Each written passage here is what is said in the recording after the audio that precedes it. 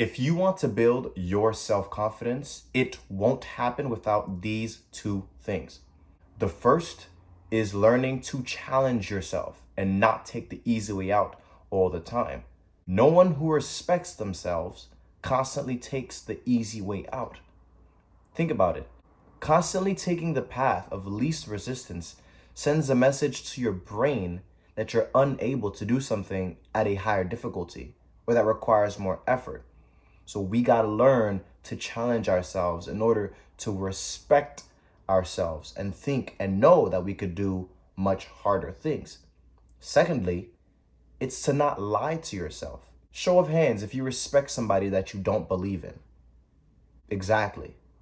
So part of building your self-respect is telling the truth, especially to yourself. What's going on, guys? It's Exantis with another video. Welcome back. And if this is your first time on the channel, welcome.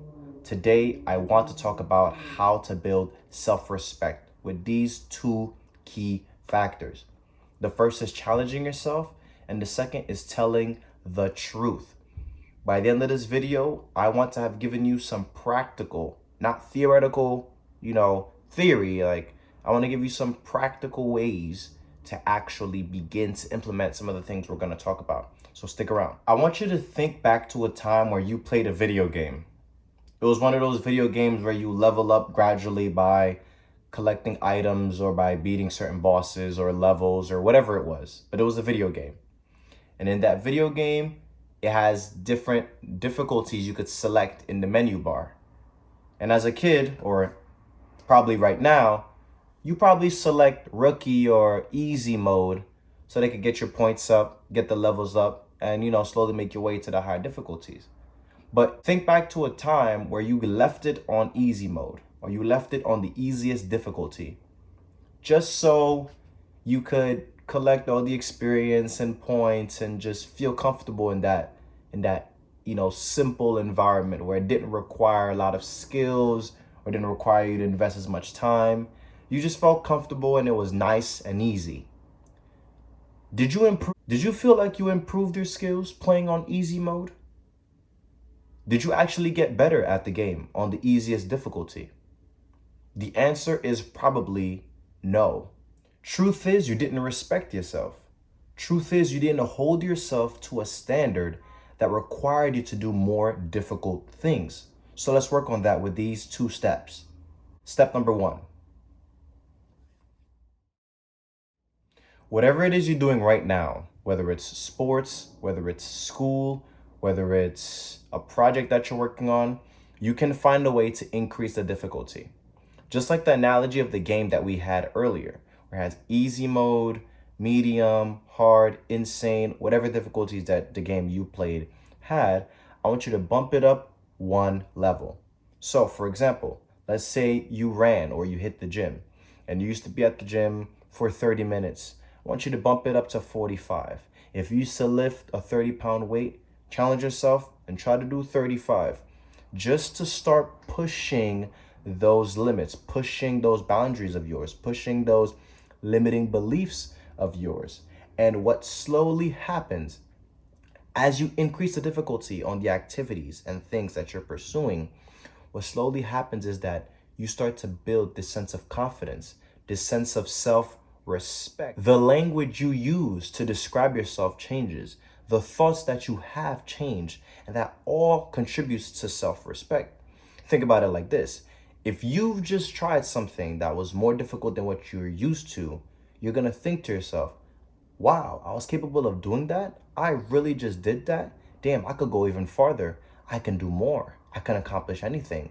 I could probably step this up. I could increase this weight. I could stay there longer. I could work on this project. I can finish this project. And what happens is you get this sense of respect. You talk to yourself in a positive manner.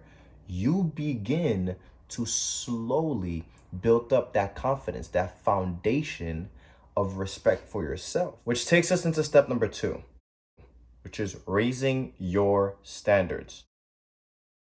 Now for this step, I need you to make a list, whether it's mental or an actual pen and paper list. And you're going to list out 3 of your current standards. What do I mean by that?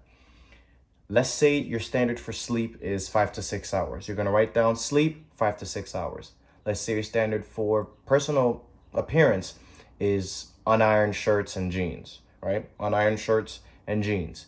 And let's say your standard for eating and diet is 2 meals a day. You're gonna write down 2 meals a day. In that list, I want you to think about what mostly impacts your day-to-day life right now. So if we're using this theoretical list I just made up, it'd probably be the sleep, right? The 5 to 6 hours won't cut it. So you're gonna change your standard of sleep. You're gonna focus on that relentlessly for the next 30 to 100 days until it's hammered in your mind that 7, 8 hours of sleep is like automatic for you. And that is gonna be how you respect yourself. That's how you show your self-respect, by being fully rested, right? So any standard you could see by raising it, you show yourself more respect. How you treat yourself, what you say, all of those things tying together to self-respect. Don't lie to yourself. Don't disrespect yourself. We constantly lie to and waste the time of people we don't respect. So don't let that person be you, especially to yourself. If you were to wake up one morning and set out to do something, let's say it's to eat clean or to hit the gym, and you don't do it that day, but you told yourself in the morning you're gonna do that, or you just lied to yourself.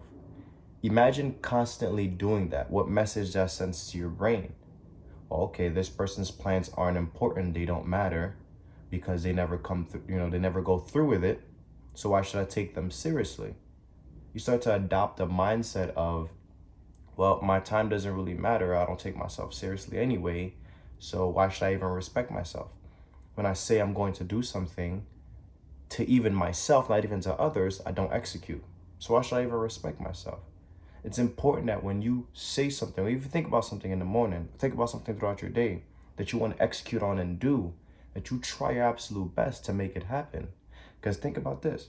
If you always say something to yourself or think something in your mind that you then make happen as soon as possible, you start to build up a self-respect.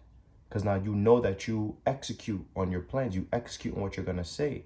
That's somebody worthy of respect. That's somebody who deserves respect.